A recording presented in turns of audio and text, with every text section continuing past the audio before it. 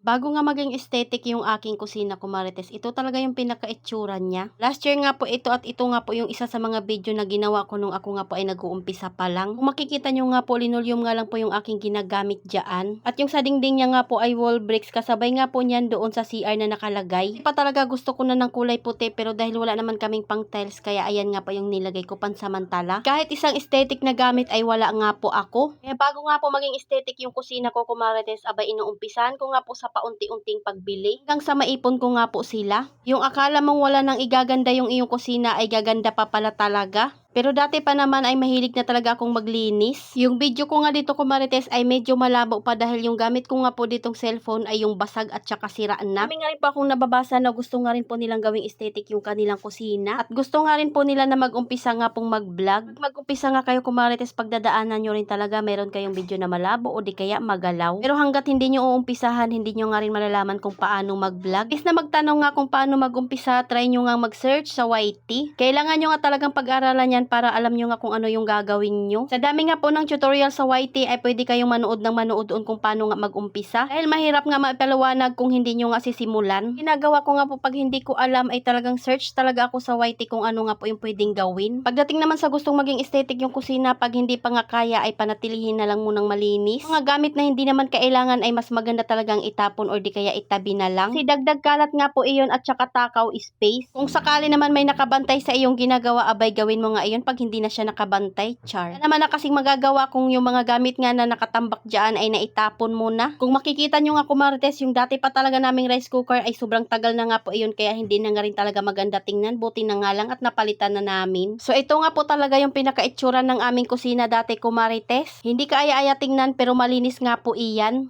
O diba, at magkakaiba pa ng kulay yung aking mga gamit. Makalipas nga po ang isang taon ng pag-iipon ko nga po at pagbibili ko ng paunti-unting gamit ay nabago na nga rin po talaga yung itsura ng kusina namin. Inumpisahan nga po namin iyan ang pagtatiles ni Jowa sa aming munting kusina.